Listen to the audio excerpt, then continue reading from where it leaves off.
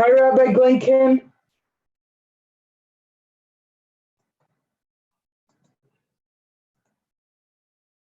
Hi, Rabbi Glinken, do you hear me? Do you hear me? Yeah, I can hear you, yeah. How are you doing, Alan? I'm fine. Good. I want to participate on your lecture. Okay, I can't hear you that well. What? I can't hear you that well. Why? I don't know.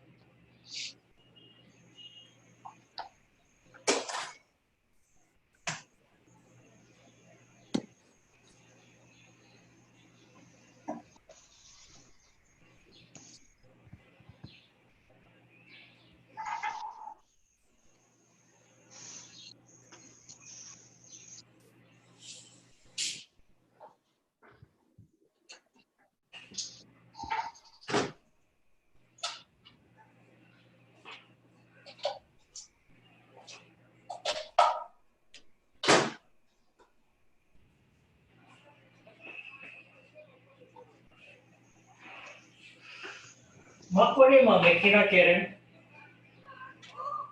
She Karen, doesn't know, Ari. makuri ma mekina.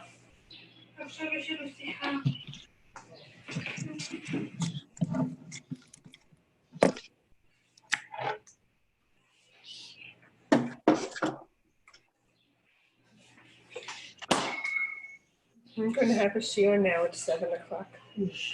She is also going to have a lesson over Yeah, there. she's going to have on her phone.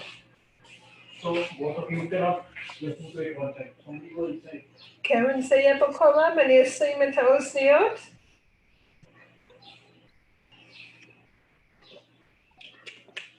Put on the USB. Let's see.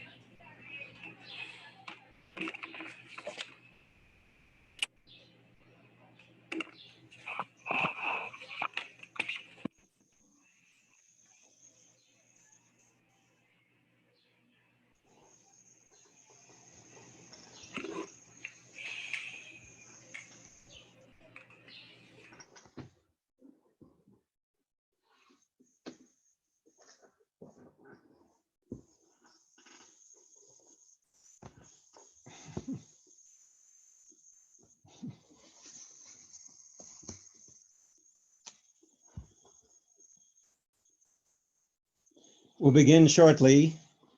We're Jewish. We're not going to start on time.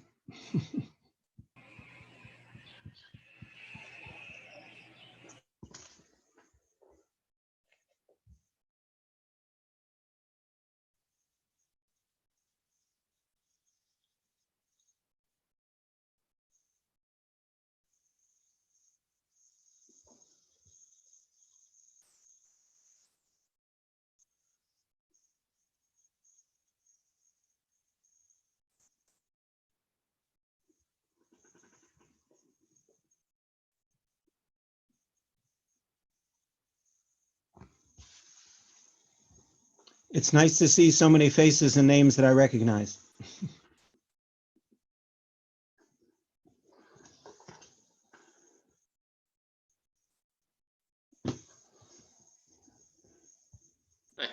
Shalom Aleichem.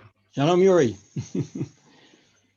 We have here Vicky Berman from Washington area, Yuri Radchenko from Warsaw, Wow. Mel Seidenberg from Florida, I think. Yes, it's brought geography.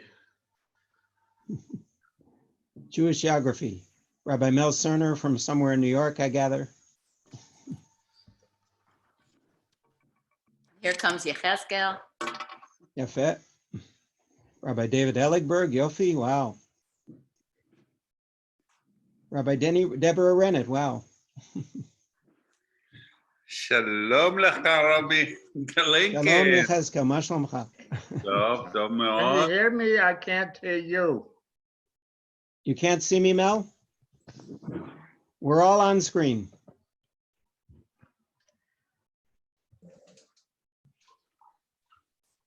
Can you hear me? I can't hear you. Yes, I can hear you, Melvin. Oh, good. No. How are you, Rabbi? Baruch Hashem, good.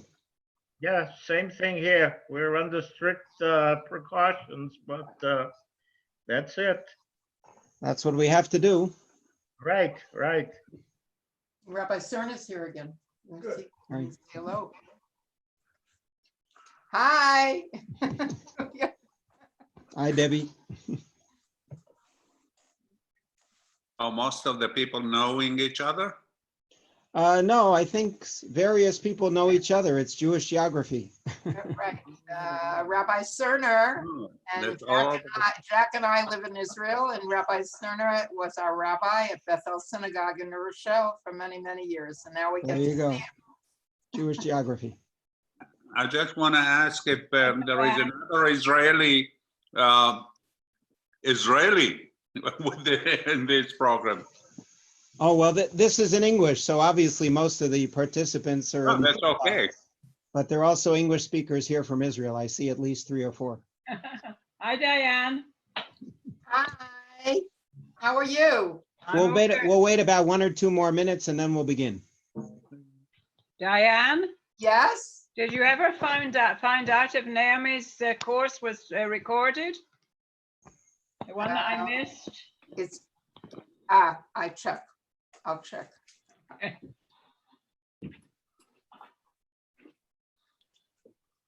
I'm just gonna get a Kleenex. I'm gonna sit over there.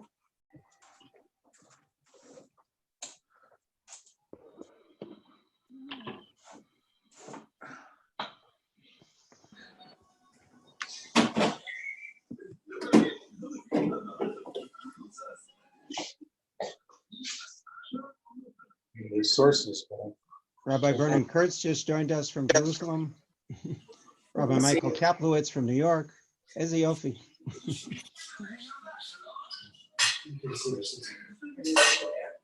Haolam katan. The world is small. Yep.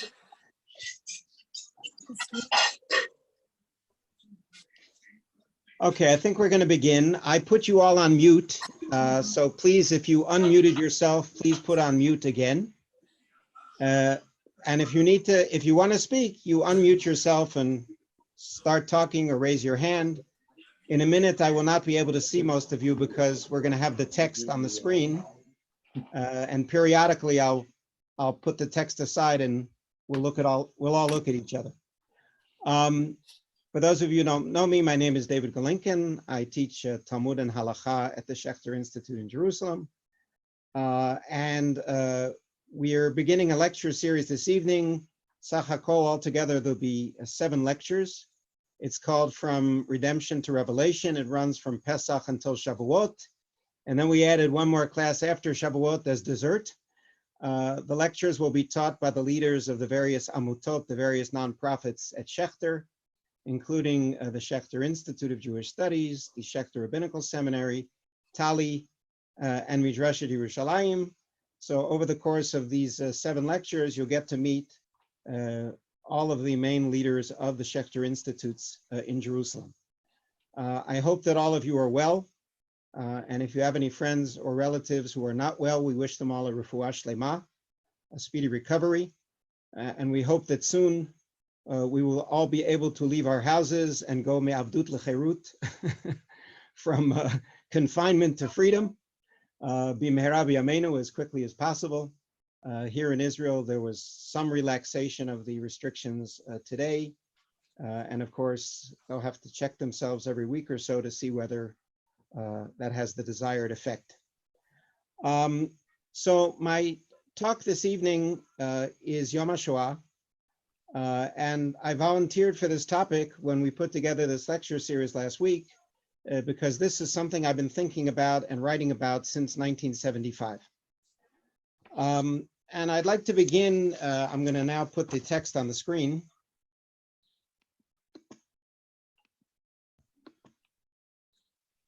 I hope.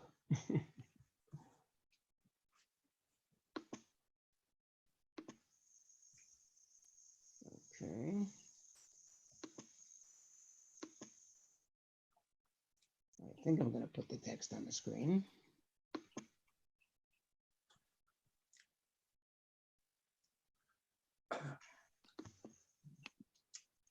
No, cancel.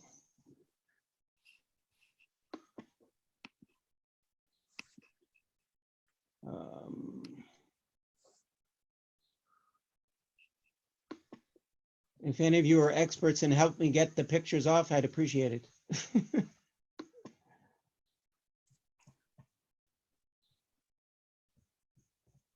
Share, we'll try that. There we go.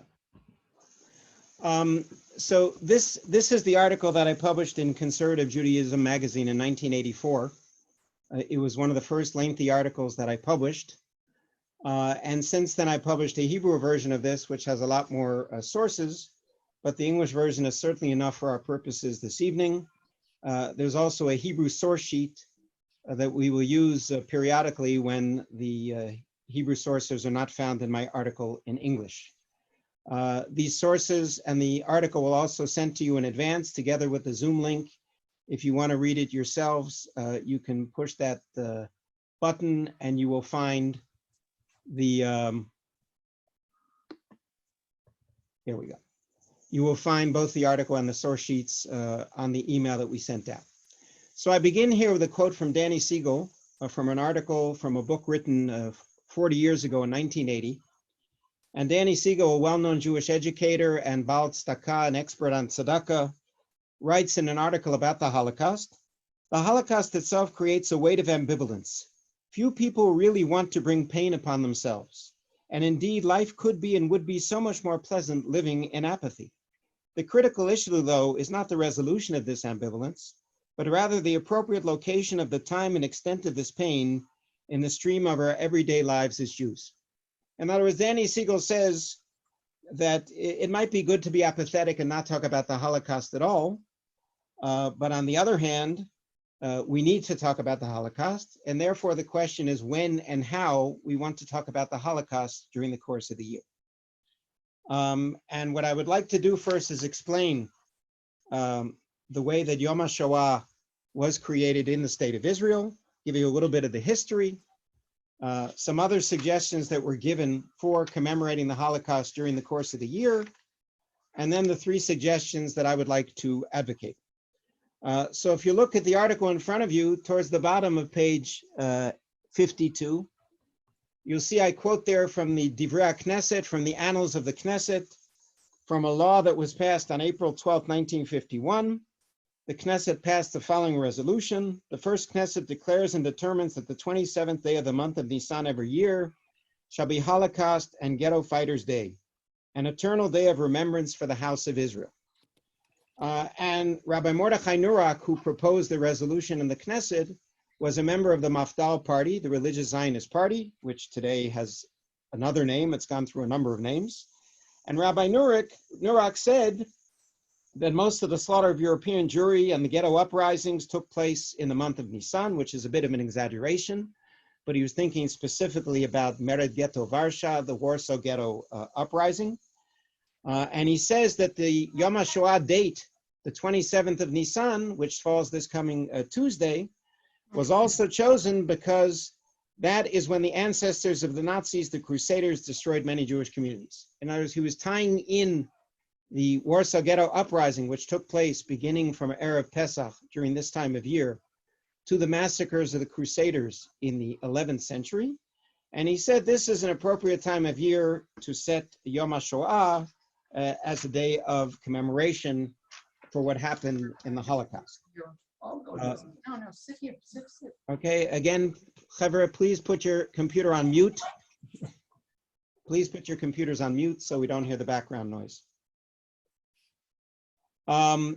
Throughout the years since this law was passed and since the Holocaust, many rabbis and educators have made various suggestions as to how we should commemorate the Holocaust in the yearly cycle. And here, I'll just stop share for a minute.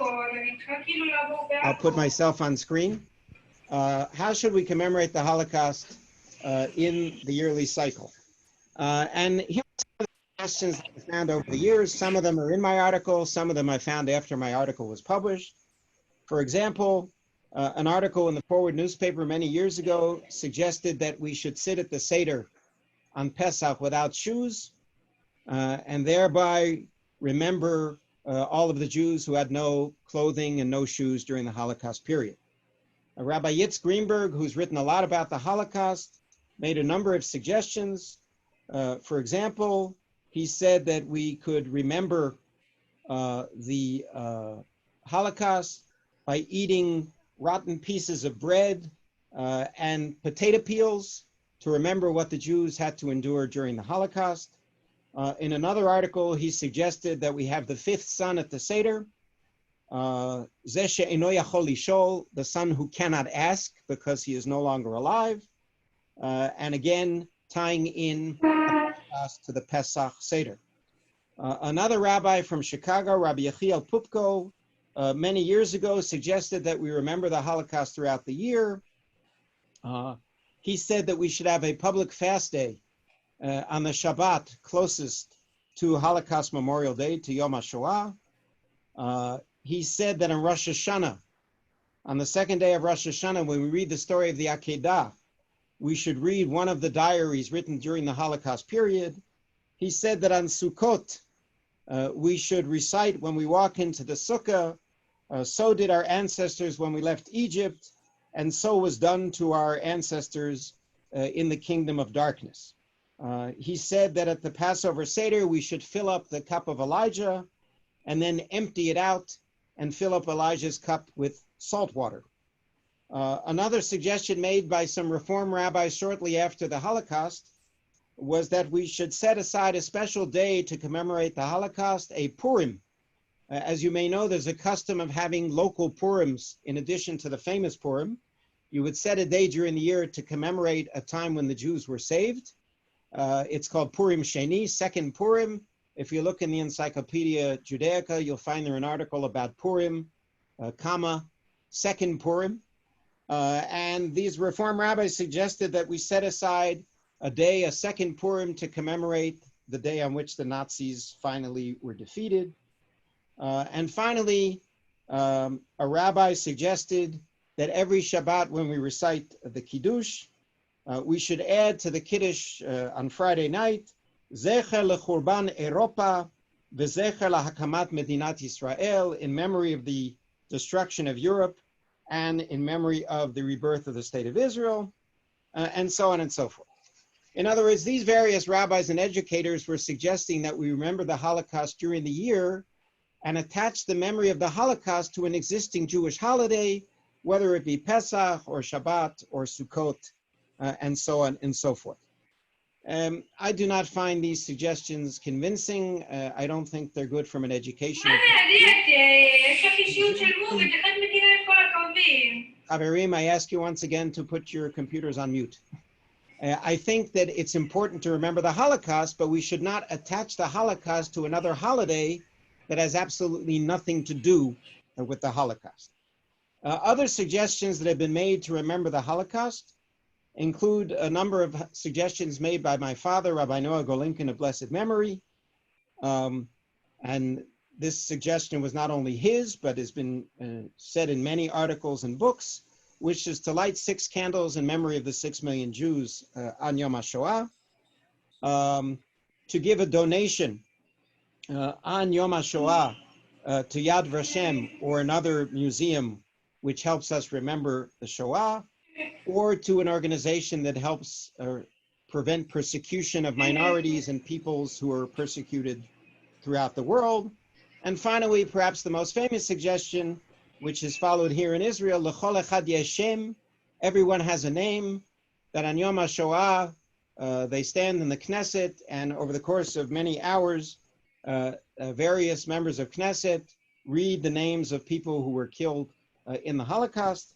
And this custom has been observed in other places as well, not just in the State of Israel.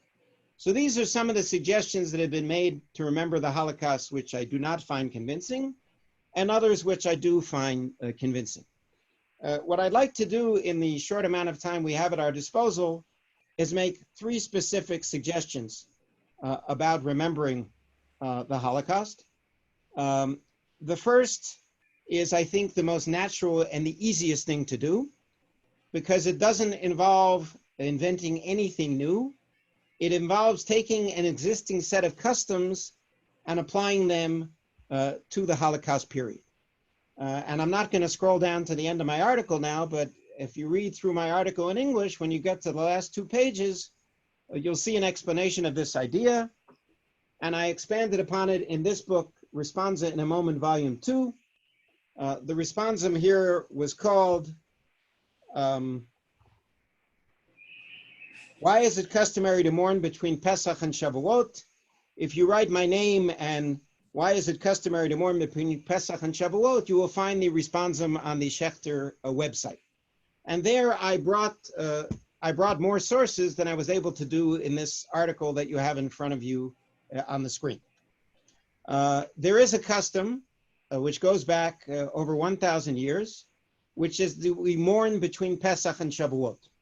I'm sure you've heard of these customs. We don't have weddings between Pesach and Shavuot, or between Pesach and Lag BaOmer. We don't cut our hair. If you have good eyesight, you can see that I'm not shaving, that I have somewhat of a beard that's beginning to grow. My beard grows very slowly. It's only a few days after Pesach. But until Lag BaOmer, I do not shave or have a haircut, except perhaps on Yom Ha'atzmaut. And of course, there's a custom not to have weddings between Pesach and Lag BaOmer and Pesach and Shavuot. The first rabbi who was asked about this custom was Rav Natronai Gaon, who lived in Babylon in the 10th century. And he was asked, and regarding your question, why don't we betroth or marry between Pesach and Shavuot? Is it because of an actual prohibition or not? And Rav Natronai Gaon answers that it's not an isur, it's not an actual prohibition. This does not stem from a prohibition, but from a mourning custom. And he quotes the famous story about Rabbi Akiva, in Yevamot folio 62b, which in my responsum I quote the actual text from the Talmud, where it says the 12,000 pairs of disciples of Rabbi Akiva died between Pesach and Shavuot. The Hebrew says, 12,000 zugot shel Talmidei Rabbi Akiva metu ben Pesach la'atzeret. And the Gemara asks why? Why did they die? Mipnei shelo na'agu kavod zeh bazeh. Because they didn't treat each other with respect. I guess there's nothing new under the sun. Even today we have problems of people treating each other with respect. That's the reason given in the Talmud for the fact that so many of his students died at that period of time. The Gemara does not say anything about mourning. It doesn't say anything about weddings. It doesn't say anything about haircuts. It just relates a story that 24,000 students of Rabbi Akiva died between Pesach and Shavuot. Rav Natronai Gaon, who is writing some 750 years after the students of Rabbi Akiva, or 800 years, he says the reason that we have these mourning customs between Pesach and Shavuot is to remember the fact that Rabbi Akiva's students died at that period of time. Many modern scholars poked holes in this particular story in the Talmud. First of all, the number 12,000 is a round number in the Talmud. The number 12 is a round number in Judaism. In the parallel passages, they give totally different numbers of students that died. The tone of the passage is legendary. The 24,000 students died because they didn't treat each other with respect. And the Talmud itself says nothing about mourning, no weddings, or no haircuts at this time of year. And therefore, modern scholars have made up many theories as to why we mourn between Pesach and Shavuot. That is not my topic this evening.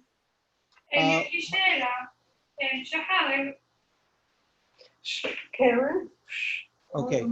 My question is, how were these customs interpreted or reinterpreted throughout the generations? And here, I ask you please to put your computers on mute. Karen, Zahava, please put your computer on mute. It says mute. Okay. Do I put unmute? No, you should put It mute. says mute. It says mute, I know. People Okay. David, press- you can do it. You can do it, David. Yeah, no, I already did it, but it says mute all. It says they're all muted. It says mute. Okay. So, I will continue.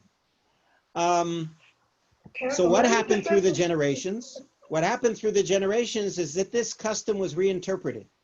And at the time of the First Crusades, when the Crusaders killed thousands of Jews in Germany on their way to recapture Palestine from the Muslims, Salo Baron summarizes what happened.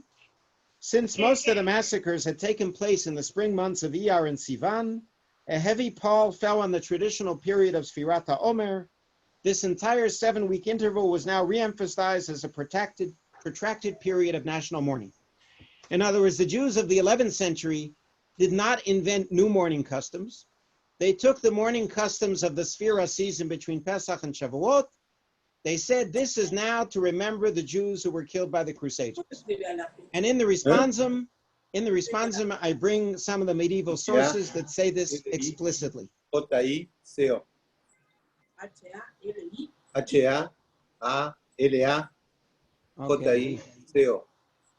We have someone here who's from another language who doesn't belong here. Okay, I continue. The same thing happened after the Khmelnytsky massacres. As you may know, in the years 1648, 1649, there were terrible massacres in Ukraine. And Yuri Radchenko, who is online here, is probably an expert in this subject as well. And between 50,000 and 200,000 Jews were killed by Khmelnytsky and his Cossacks, who pillaged many Jewish towns in the Jewish area, in the Jewish Pale of Settlement.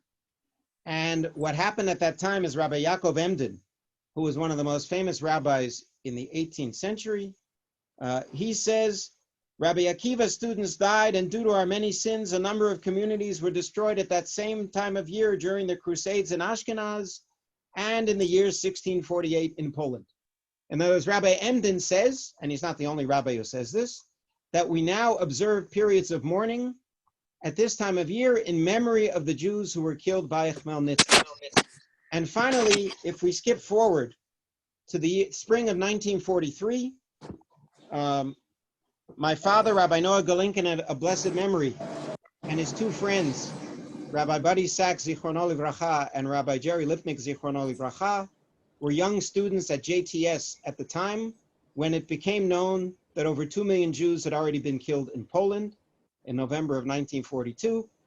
And in the spring of 1943, from Pesach and Shavuot, my father and his friends ran a campaign throughout the United States that was called the Sphera Campaign. And the purpose was to let the Jewish and non-Jewish communities know that over 2 million Jews had already been killed in Europe by the Nazis. And days of mourning were set during these 7 weeks between Pesach and Shavuot. And I published a book on the subject together with Dr. Rafi Medoff. The book is called The Student Struggle Against the Holocaust. And in the back of the book, it was published by the Schechter Institute, JTS, and other organizations.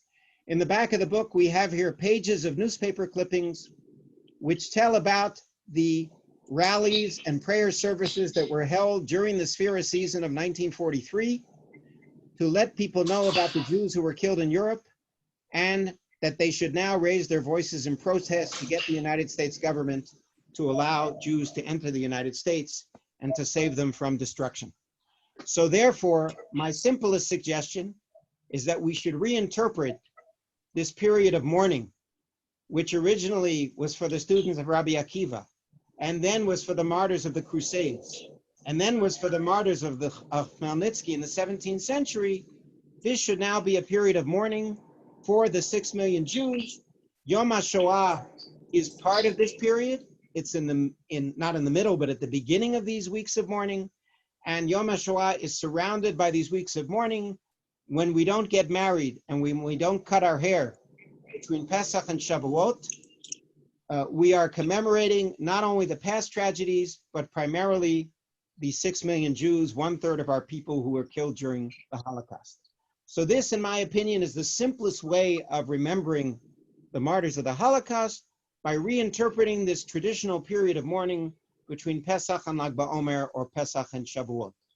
Do you have any questions or comments about this first idea? If you want to say something, just unmute yourself. David, I would like to ask a remarking question. You know for sure that Yom HaShoah called also Yom HaShoah V'Hagvura. V'Hagvura, heroism. Right, it's the day of Holocaust memorial and for heroism for those who fought back against the Nazis. And luckily with this Shoah, because of this rising at the gate of Warsaw and the partisans in the forest, the Jewish partisans, we have a light there. It's not only Shoah and Hagvura. In Israel, they mention always on the kibbutzim, they do the evening of Yom HaShoah and Hagvura, including Chana Senesh and the parachuters that jumped behind the line in Hungary and so on. Now, as far the 12,000 people, if we are really conservative, why not to think scientifically that was a pledge, that was Corona. That's not because people didn't keep peace between Adam lechavero. Something happened there in that time. Thank you, Yechezkel. Thank you, Yechezkel, for that comment. I forgot to say that. The Gemara, the Talmud in Yevamot says, in addition to asking when they died, it says, what did they die of? And it says they died of askara.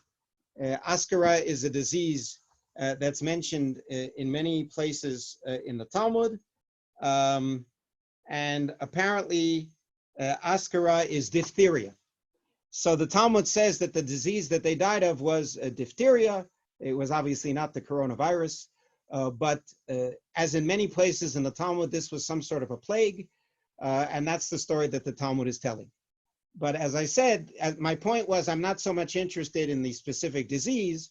I'm interested in the fact that Jews commemorated that tragedy by the mourning period between Pesach and Shavuot, and throughout history, this became a traditional period of mourning for the tragedies that happen to the Jewish people.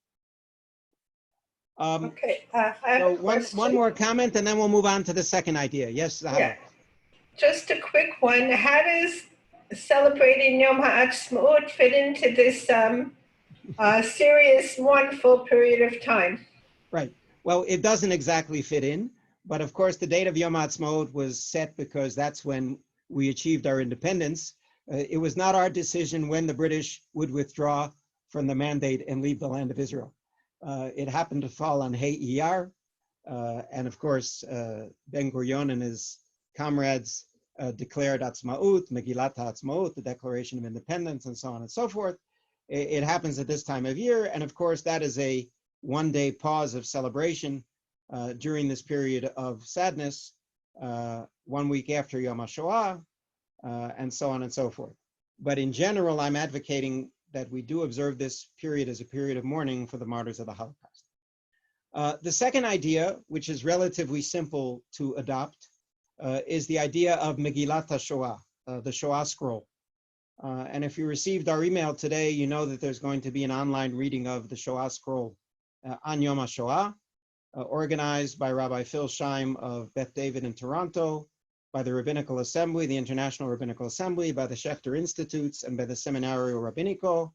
It will be on Tuesday at 6 p.m. Israel time, which is 11 a.m. Eastern time. And the Megillat Hashoah, I'll hold up the booklet, was co-published by the Rabbinical Assembly and the Schechter Institutes in 2003. Since then, it's been published in 6 different editions, in a Hebrew version, Hebrew English, Hebrew Spanish, Hebrew French, Hebrew Russian, and a special edition with the Chevra Matnasim, with the JCC Association in Israel. We read it every year at Machon Schechter. We're having our reading online tomorrow on Erev Yom HaShoah. It's read every year at synagogues throughout the world. It's read at JCCs at Matnasim in Israel, and also at educational institutions. I will not say that we got the idea of Megillat Hashoah from what I'm about to quote to you. I got the idea of Megillat Hashoah from Alex Eisen, who is a Holocaust survivor who lives in Toronto. He was in 7 different labor camps. He's now in his 90s. And Alex Eisen, around the year 1999, suggested to me, as the head of the Schechter Institute, that we publish a Megillah in memory of the Holocaust. Fine, how are you? And we explain in the introductions to the booklet why, when, and where, and the booklet is online at the Schechter Institute website. Okay, again, I ask you to put your computers on mute, even though I already muted all of you. I'm fine. Give my regards to Sheila. Thanks a lot for calling. We're holding our own. Rabbi Cerner, please put your computer on mute. Yeah, thanks a lot. Bye-bye. Yeah. So in the introductions to the booklet, which you can find online at the Schechter Institute website, you'll see all the reasons why we decided to publish this booklet. But I want to quote one specific individual who was a Holocaust survivor. His name was Rabbi Spitz, I believe, Rabbi Aryeh Leib Spitz. And this is what he wrote in an article in 1981, a Haredi rabbi and a Holocaust survivor. He wrote, "Therefore, now it is 36 years after the terrible disaster, the leaders of the people, the Hasidic rabbis and the rabbis should gather together with the heads of the yeshivot to confer and set a fast day to lament and eulogize the great destruction which happened to the people of Israel, and to enact a Megillah like the scroll of Echa that will be read on this day, and to transmit it to future generations until the arrival of the Messiah who will avenge the blood of our slain brethren."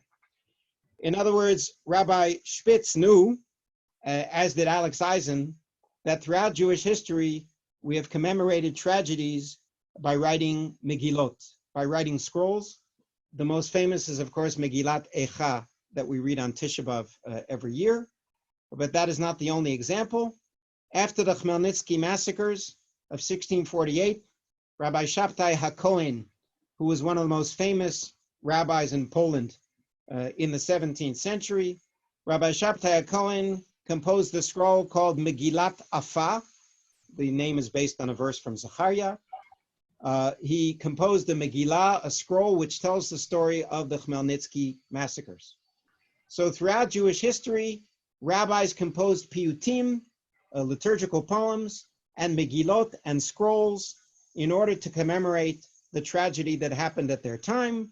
And therefore, by writing Megillat Hashoah, which was written by Professor Avigdor Shinan, we were not doing anything so incredibly new. We were following a very old Jewish tradition, which is we commemorate tragedies by writing a Megillah, by writing a scroll. You do not need a Sanhedrin to do this. You do not need a council of rabbis to do this. Throughout Jewish history, this was done by individual rabbis and individual Jews who wanted to commemorate a tragedy that happened on their time and pass down the information and the feelings of that tragedy to future generations. So thereby, when we published Megillat Hashoah in 5 languages, we were not really doing anything new. We were continuing a very old Jewish tradition of commemorating tragedies by writing a Megillah. And if you read Megillat Hashoah carefully, written by Professor Shinan, you'll see that he captures all of the 6 main elements of the Holocaust. There are 6 chapters for obvious reasons. The first chapter talks about the history of anti-Semitism in Europe, and yet the Shoah was unique. The second chapter tells of a visit to the Warsaw Ghetto by a Christian mishlachat, by a Christian group, and it's based on a true story of a Christian group that visited the Warsaw Ghetto during the ghetto period. The third chapter tells the story of a girl named Gertrude in a labor camp. That's not a specific girl, but it's a generic girl who was suffering in a labor camp. The fourth chapter tells the story of Professor Shinan's uncle, Yoel ben Moshe Tzvi Alevi, who among other things spent a long time in Auschwitz in a death camp, and it tells his story. The fifth chapter of Megillat Hashoah is a kinah, is an elegy in the style of the kinot that we read on Tisha B'Av. And finally, the sixth chapter talks about Medinat Yisrael, She'erit HaPleita, the Jews who survived the Holocaust, and the founding of the State of Israel. So in these 6 chapters, he managed to capture 6 of the most important aspects of the Holocaust, I believe in a very successful fashion. And we hope that through this Megillah, we will continue to tell the story for many generations when we no longer have survivors around who can tell us the story. So that is the second suggestion which we have adopted at the Schechter Institutes, the Rabbinical Assembly, the Seminario Rabinico, and many, many synagogues throughout the world. If you have any questions or comments about Megillat Hashoah, please feel free at this time. So I will take it that it's all clear.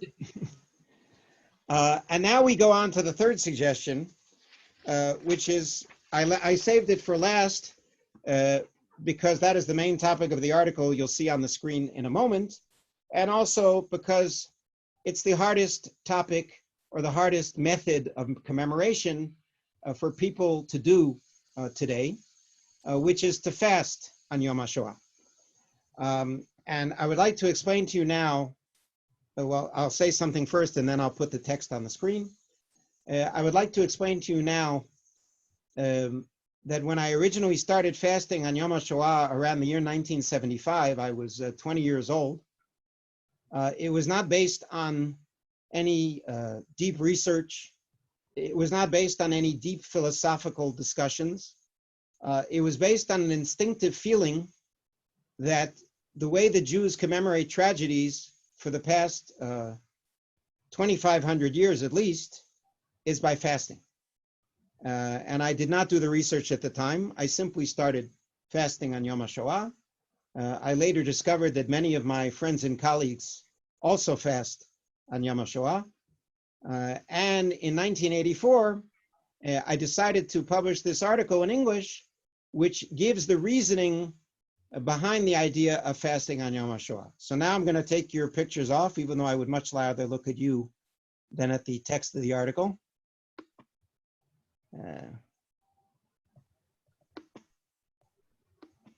Okay. We'll see if I succeed. There we go. There. And now I'd like to briefly move through this article. Many of the primary sources are quoted in this article. A few of them at the end are not, and we'll move over to the Hebrew source sheet. So what I maintain here is that we need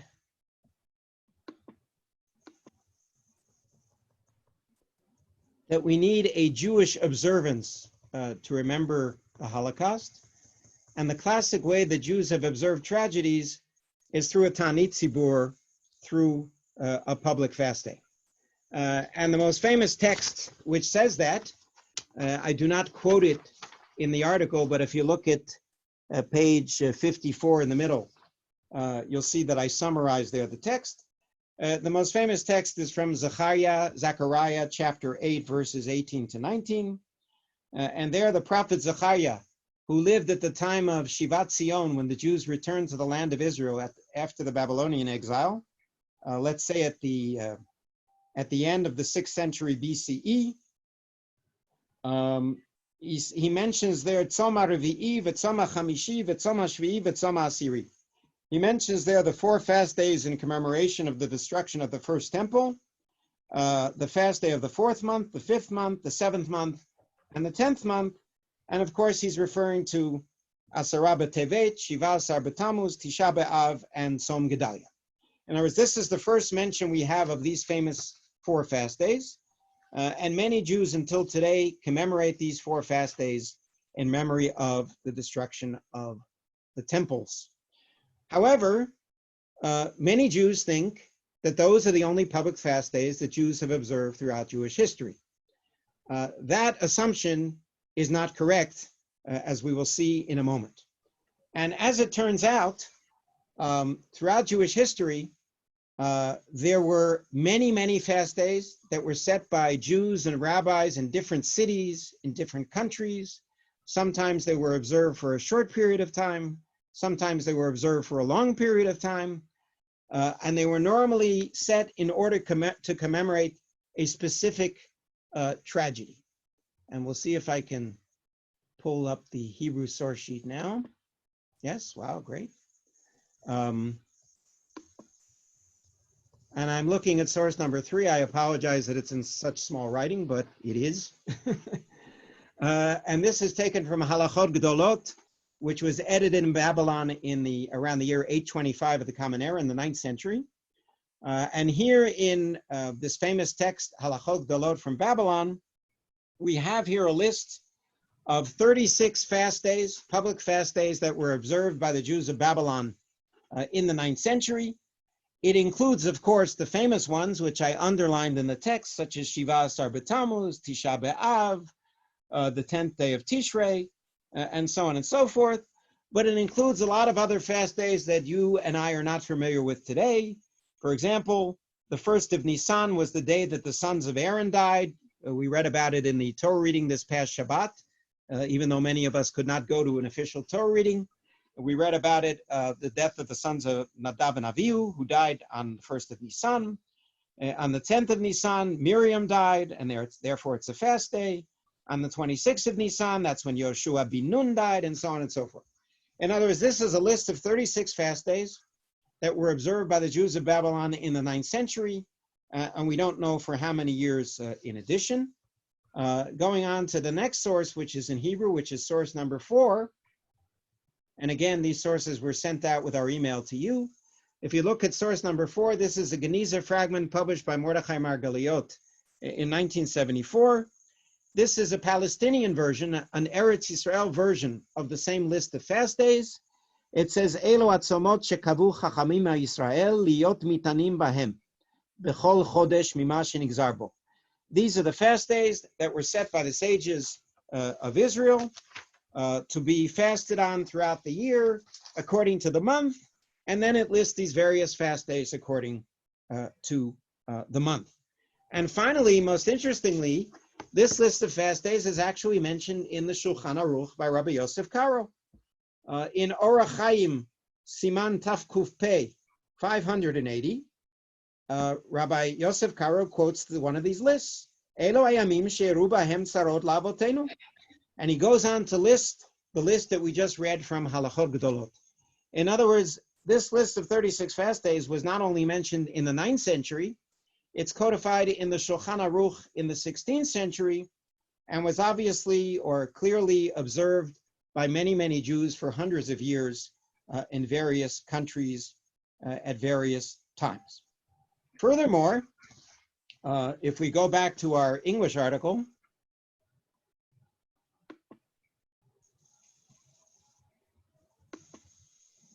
I'm now on page 55. I don't know if you can see the arrow on the sheet. Page 55, the first quote that's indented. We have here a testimony from Rabbi Tzidkiah ben Avram Anav, who was a doctor. He's called Tzidkiyahu Harofeh. He lived in Rome in the 13th century. He describes a famous tragedy of Jewish history, which is the burning of 24 cartloads of the Talmud, totaling perhaps 12,000 books in Paris by order of King Louis IX at the instigation of Pope Gregory IX. This was a terrible tragedy in Jewish history. You know, today, if you hear about burning of 12,000 books, you say, what's the problem? You can reprint 12,000 books. We're talking here about 12,000 manuscripts of the Talmud. And a manuscript, as you know, takes months or years to write. This was a terrible tragedy. And Rabbi Tzidkiah tells us that from that day forward, Yechidim, individuals, designated it for themselves as a fast day every year on the Friday of Parshat Chukat, but they did not designate it according to the day of the month. In other words, this was a fast day that was observed by individual Jews for hundreds of years in commemoration of burning of the Talmud, and the day was set on the Friday before the Torah reading of Chukat every year, which is when the burning of the Talmud took place in Paris in the year 1242. Furthermore, I continue on this page. They're labeled 1, 2, and then 3 on the next page. I list here 3 very famous fast days that were observed by Jews for hundreds of years. In other words, these were not a fast day for a problem in a specific Jewish community that only lasted for 10 or 20 or 50 years. These were fast days that were observed by entire Jewish communities for hundreds of years. And the first one, I'm sure you've never heard of it. I had never heard of it either until I discovered it, which was Tzom HaRa'ash, the fast day of the earthquake. And this was discovered in a series of Geniza fragments by Dr. Mordechai Margaliot, who, by the way, taught Talmud and Midrash at JTS in the 1950s and 60s. And Mordechai Margaliot discovered that there was a fast day called the fast day of the earthquake, which commemorated a terrible earthquake which occurred in the land of Israel on January 18th of the year 749. It leveled many cities, including Tiberias, damaging Jerusalem and killing thousands of Jews and Arabs. And as I quote here, the text, which is indented, says, and the 23rd of Shvat is a fast day in Eretz Yisrael, Yom HaRa'ash, the earthquake fast, because Eretz Yisrael quaked and many of her cities collapsed. Sages and the righteous and the scribes and the students, and so on and so forth, without number, died under the ruins. Baruch Dayan HaEmet. And we know from Geniza fragments that this fast day was observed in the land of Israel for at least 400 years in commemoration of that tragedy. The second example, which I labored number 2 here, which I hope you can see the arrow, is the 20th of Sivan. And 2 tragedies occurred on the 20th of Sivan. 20th of Sivan, May 26th of the year 1171, was the first blood libel in continental Europe. And it occurred in the city of Blois in France. And Rabbi Ephraim of Bonn describes this tragic episode. And he concludes with the following quote. Again, the quote is indented at the bottom of page 55. And what does Rabbi Ephraim tell us? Wednesday, the 20th of Sivan, 4931, was accepted voluntarily by all the communities of France, the English Isles, and the Rhineland as a day of mourning and fasting. This was also the command of Hagaon Rabbeinu Yaakov. Rabbeinu Yaakov is none other than Rabbeinu Tam, who wrote letters to them informing them that it was proper to fix this day as a fast for all our people, and that this fast, I'm now on the other side of the page over here, and that this fast for all people must be greater than the fast of Gedaliah. These are the exact words which Rabbeinu Tam wrote, and thus is fitting, and thus the Jews accepted. And finally, the third famous example, which is labeled item 3 on page 56. I'm pointing at it with my arrow. 477 years later was the beginning of the Khmelnytsky massacres. June 10th, 1648, which I already described a few minutes ago. I'm not going to repeat myself. Rabbi Natan Netta of Hanover, who was an eyewitness to many of the events, left us a detailed account of these events. And the next quote is from him in the middle of page 56. The Council of Four Lands, which was the Jewish Parliament of Poland. The Council of Four Lands decreed in 1650 a Ta'anit Tzibur on the 20th of Sivan for the entire Kingdom of Poland for generations, on the very day on which, as everyone knows, the massacre of Nemirov occurred. And Nemirov was the first community which died for the sanctification of God's name. May their merit protect us, and may God avenge their blood. In other words, we see from these few pages that the idea of a Ta'anit Tzibur, of a public fast day, is not limited to the 4 fasts mentioned in the book of Zechariah. We see it in the list of 36 fast days of the Geonim, both in Babylon and in Eretz Yisrael. We see it in the fast day in memory of the burning of the Talmud in Paris. And we see it in memory of these 3 tragedies, the Tzom, the fast day of the earthquake, the fast day in memory of the blood libel of Blois in France, and the fast day in memory of the Khmelnytsky massacres. So in my opinion, this is what we should do. So the question is, if there are so many Jewish precedents for fasting in memory of a tragedy, why is it that rabbis throughout the world have not decreed a public fast day on Yom HaShoah or on some other day in memory of the martyrs of the Holocaust? And quite a few Orthodox rabbis have written about this, and most of them, not all of them, as we'll see in a moment, most of them were opposed to declaring a public fast day in memory of the Holocaust. In my opinion, the reasons that they give for this opposition are flimsy. I'm going to stop the share for a moment so I can see your faces. In my opinion, the reason that they give for not declaring a Ta'anit Tzibur in memory of the Holocaust are not convincing. For example, 3 famous Orthodox rabbis, including Rabbi Moshe Feinstein, quote a piyut, a poem that was written in the 11th century at the time of the First Crusades. The piyut is called Mi Yitein Roshi Mayim, if you want to find it on the internet or in a book of piyutim. In that piyut, the author says, Ein lahosif moed shever v'tavera, ve'ein le'akdim zulati le'achara. The author of that piyut says that we should not set an additional day of shever v'tavera, of brokenness and burning, in memory of the Crusades. And there was that particular rabbi said that we should not set aside a special day of mourning for the Crusades. And therefore, Rabbi Moshe Feinstein and others quote the piyut and say that this is proof that we should not set aside a special day in memory of the Shoah. In kol hakavod, with all due respect, we don't usually paskin halacha according to liturgical poetry.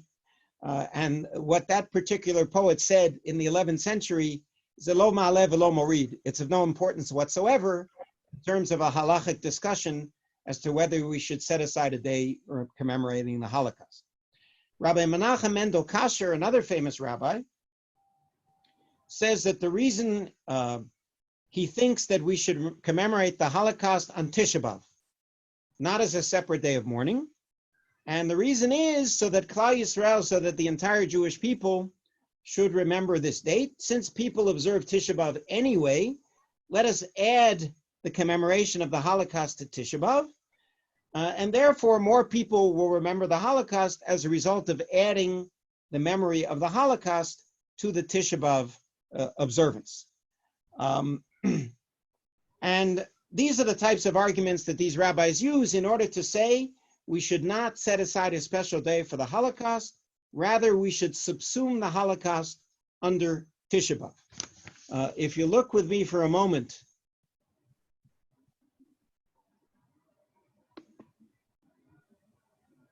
we're going to look again at the Hebrew source sheet.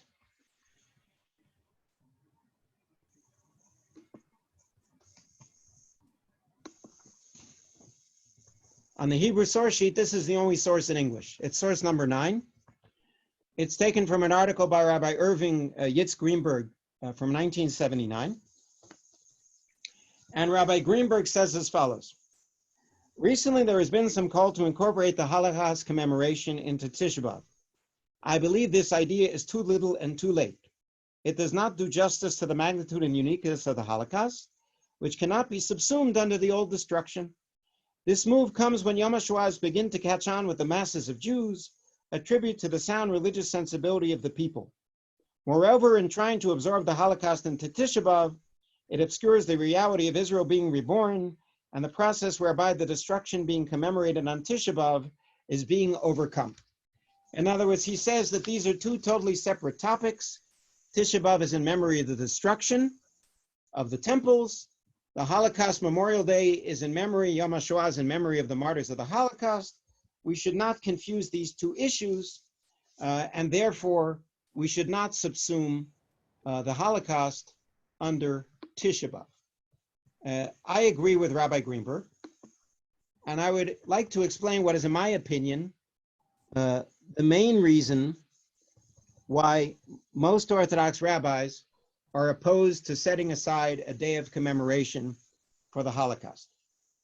And the reason is that most of the famous Orthodox rabbis of the poskim, of the Orthodox halachic authorities, are opposed to any change or innovation in Judaism. And this is one of the changes and innovations that they are opposed to. In other words, if you examine the writings of the rabbis we're going to quote in a moment, you will find that they're not only opposed to Yom HaShoah, they're opposed to many, many new things in Judaism. Among other things, they are opposed to Yom HaShoah. One classic example is the chief rabbinate of the state of Israel. I'm holding here in my hand, I'll show it to you in a minute when I put your pictures back on screen. I don't know if you can see me. I'm holding here the Luach, the liturgical calendar published by Heichal Shlomo, by the chief rabbinate of the state of Israel every year. If you open up to what it says for this Tuesday, it says, Yom Gimel Kav Zayin B'Nisan, Tuesday, the 27th of Nisan, Yom HaZikaron LaShoah V'Lagvura, Holocaust and Heroism Memorial Day. That is the entire description of Yom HaShoah in the official calendar of the chief rabbinate of the state of Israel. It does not say you should do anything on Yom HaShoah. It does not say you should recite El Malei Rachamim. It does not say that you should recite a chapter of Tehillim. It does not say that you should say Kaddish. And of course, it does not say that you should fast, because the chief rabbinate of Israel is opposed to Yom HaShoah. They think that we should remember the Holocaust on Asara B'Tevet, on the 10th day of Tevet, which is one of the 4 fast days mentioned in the book of Zechariah. Another example of this mentality is the Chazon Ish. In my article, it's page 57 in the middle, where it's indented. The Chazon Ish was Rabbi Isaiah Karelitz. Interestingly enough, I don't know how many of you know this, the Chazon Ish was a first cousin of Professor Saul Lieberman. And both Professor Lieberman and the Chazon Ish were Talmudic geniuses. But when it came to innovation in Judaism, the Chazon Ish was rapidly opposed to any innovation in Judaism. And this is what Rabbi Yeshayahu Karelitz wrote about having a day in memory of the Holocaust. It's in the middle of page 57. And decreeing a ta'anit for generations is also a mitzvah de Rabbanan, a rabbinic commandment. And the fasts we observe now are from a time when there was still prophecy. And how can we, a generation that had best remain silent, even dare to think of decreeing things for generations? This suggestion testifies that we deny all our sins and our lowliness at a time when we are filthy from our sins and transgressions, empty of Torah and naked of mitzvot. In other words, he says that to declare a ta'anit tzibur for future generations, it's like a rabbinic commandment. It cannot be done by the lowly rabbis of our generation. Im kol hakavod, with all due respect to the Chazon Ish, we have just seen in the past few minutes that this is not true. The fast days observed throughout Jewish history were not a mitzvah d'Rabbanan. They were not enacted by the sages of the Talmud. They were enacted by rabbis and Jewish leaders throughout Jewish history who saw the need to commemorate a specific Jewish tragedy. The Chazon Ish seems unaware of this historic fact and says that who are we to set a day in memory of the Holocaust? To show you the extent of the Haredi opposition to Yom HaShoah, or to remembering the Holocaust, I'm going to move down here in the Hebrew source sheet to source number 11. I could easily show you articles like this every single year from Israeli newspapers. This was from an article published in Haaretz in 1987, but every year at the time of Tisha B'Av, you will see similar articles. This is an article talking about a tremendous machloket, a tremendous disagreement among the Haredi rabbis as to whether we can recite a piyut, a liturgical poem on Tisha B'Av in memory of the Holocaust, right? They're not asking whether we can observe Yom HaShoah, obviously not. They're not asking whether we should have a day in remembering the Holocaust, obviously not. They're asking whether we can recite a poem about the Holocaust on Tisha B'Av. And believe it or not, there are many Haredi rabbis who are opposed to that as well. There's a quote here from Rabbi Shach, who at the time was the leader of the Lithuanian yeshivot in Israel. They quote Rabbi Shach, "Oi, oi, ze churban al klal Yisrael." This is the destruction of the Jewish people. This is source number 11, the last paragraph. Hayom osim takana zo, machar yasu takana acheret. Now they do one enactment, then they'll do another enactment. Anu lo yecholim klum letaken. We cannot enact anything. La'asot rak mar shenishar lanu me'avotenu. We can only do what we have received from our ancestors. This, of course, explains why both the chief rabbinate of the state of Israel and many Haredi rabbis are opposed to commemorating the Holocaust on a special day. However, there are a number of important exceptions to that rule, and those are sources 12, 13, and 14 on the Hebrew source sheet in front of you. I did not quote them verbatim in my English article. The first is from Rabbi Shimon Efrati, who was a Holocaust survivor. He wrote these words in Tashach in 1948. And this is what he was a well-known Orthodox rabbi. And he says, when I was a rabbi in Warsaw, I suggested that Gedolei Israel, the main rabbis of the Jewish people, should set aside Yom Evel Miyuchad L'chol Ha'am, a special day of mourning for the entire Jewish people, B'chol B'nei Israel B'chol Mekomot Moshvotehem, and all the Jews wherever they happen to live, Yinagu Dinei Avelim B'amirat Kaddish, should act like mourners and recite the Kaddish. V'itzanu Az Gam Yom Evel, and I suggested a day of mourning. Aval Davonenu, unfortunately, Ad Hayom Hadavar Lo Hukba, until today in 1948, this day has not been set. Similarly, Rabbi Yechiel Yaakov Weinberg, a very famous posek, who's a hero of modern Orthodox rabbis until today. He's a Holocaust survivor who died in 1966. Rabbi Yechiel Yaakov Weinberg writes in a footnote in his Responsa Sridei Esh, this is source number 13. In my opinion, we should set aside a day of mourning and memory, a special day, in memory of the rabbis and the martyrs who were killed and murdered al Kiddush Hashem, for the sanctification of God's name, not just for the sake of those martyrs, ela gam b'shvil hadorot haba'im, but also for future generations, shelo yishkechu ma avad le'amenu, so they should not forget what happened to our people. And finally, we return to Rabbi Aryeh Leib Spitz, a Holocaust survivor, a Haredi rabbi. Not only did he suggest writing a Megillah, I quoted this a few minutes ago, but he also suggested setting aside a fast day in memory of the 6 million Jews. And I'll repeat what he said.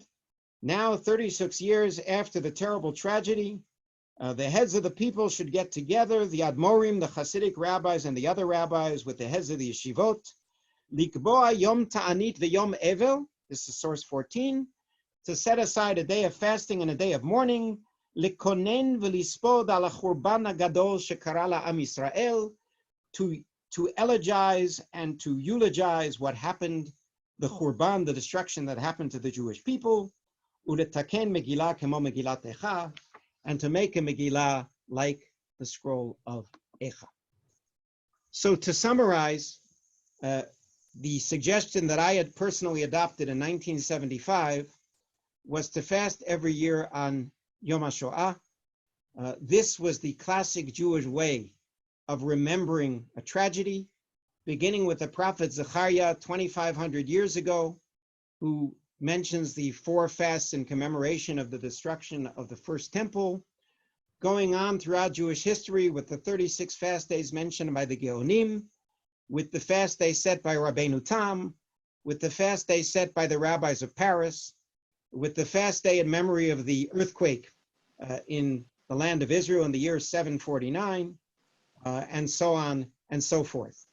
Again, as I maintained for the mourning customs of the Sefira season, this is not an innovation. This is the way the Jewish people throughout history has dealt with tragedy. First of all, to feel the pain of the tragedy ourselves by fasting. Second of all, as a means of commemoration and passing it on to the next generation.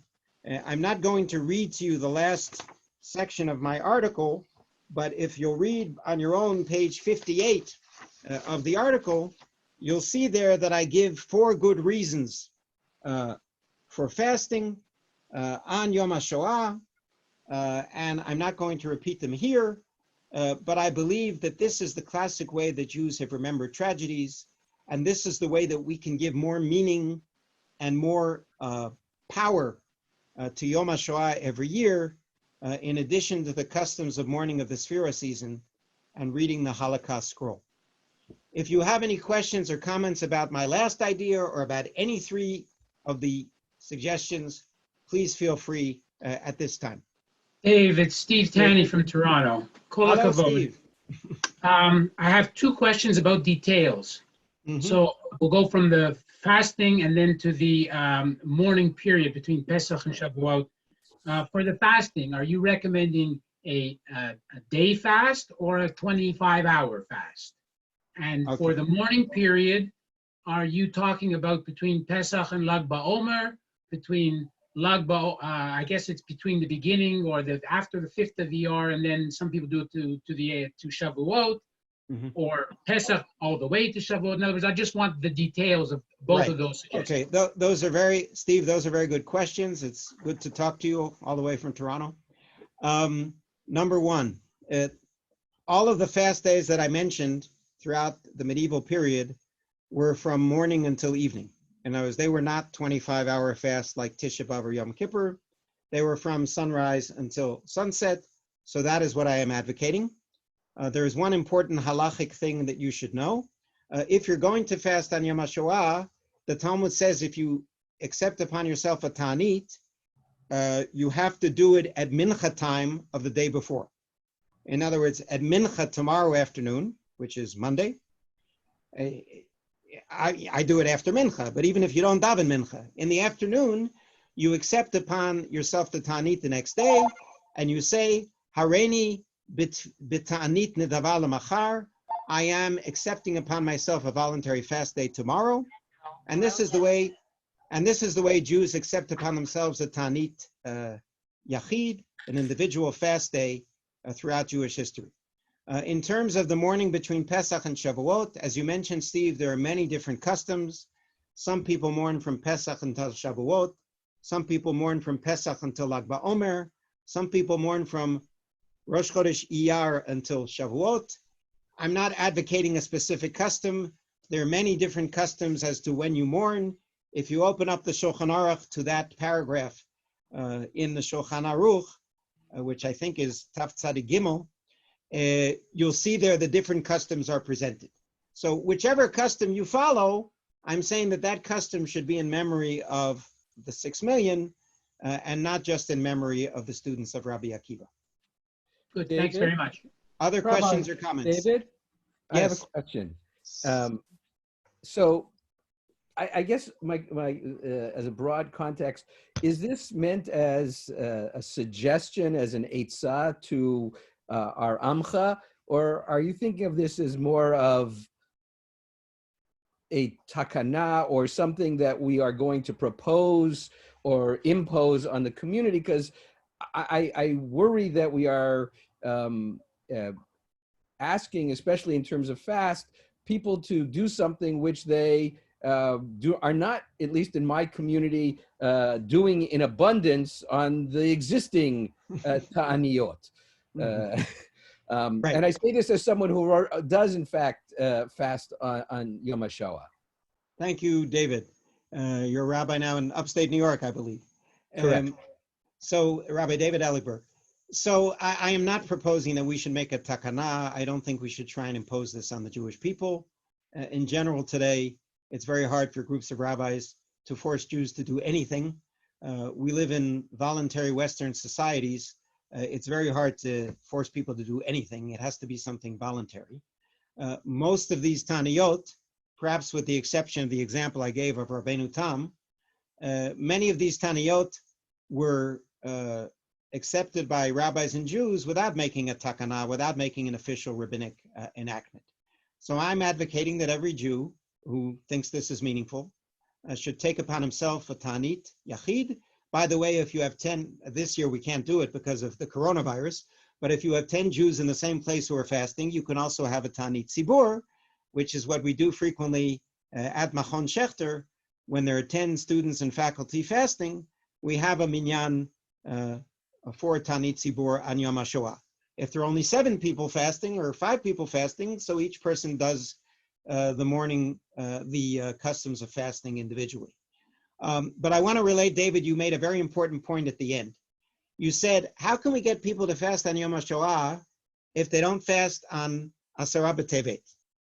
And I think the svara, the logic is actually the opposite. I think it's much easier to convince a person to fast in memory of the Holocaust than it is to convince them to fast about the destruction of the first temple 2,500 years ago. The Holocaust is something that most modern Jews can relate to. We're giving them here a ritual way of remembering the Holocaust, which I think will speak to many modern Jews. I don't think that as a result of fasting on Yom HaShoah, they're going to start fasting on Asara B'Tevet. I think they might start fasting on Yom HaShoah because that has more meaning for them. That's something that happened 2,500 years ago. So I agree with you that most modern Jews do not fast on the 4 fast days in commemoration of the Churban. But I think that many of those modern Jews might fast on Yom HaShoah if they know that this is a serious option which is presented throughout Jewish history. Other questions or comments? Yeah, Ernie thank you so Strauss, much. I'm not Carol Frankel. Are the rabbis the Haredi rabbis who oppose this, are they that modest that they think that with all the scholarship available in the modern world and all the ease it is to study history, regardless of how far ago, are they so modest that their voices should not be heard? Actually, yes. But I don't know if the word modesty is the right word, though that's part of it. They like to quote certain Talmudic phrases which talk about the fact Im rishonim kemalachim anachnu kebnei adam, v'im rishonim kebnei adam anachnu kechamorim, v'lo kechamoro shel Pinchas ben Yair. That's a quote from the Tractate of Shabbat. If the early sages are angels, we're like people. And if the early sages are like people, then we're like donkeys, and not even like the donkey of Pinchas ben Yair, who was a famous donkey in the Talmud who worked wonders. In other words, who are we? We are afar va'efer. We are dirt beneath the feet of our ancestors. We don't have the power or the authority to do anything new. This is a very integral part of Haredi theology, whether it's the Chazon Ish, whether it's Rabbi Shach, whether it's Rabbi Eliashiv, whether it's Rabbi Auerbach. You can go through a long list of Haredi luminaries from the past since the Holocaust, and even before the Holocaust, who have this theology. So I don't think they're saying this. This is not fake. This is not fake modesty. This is what they really believe.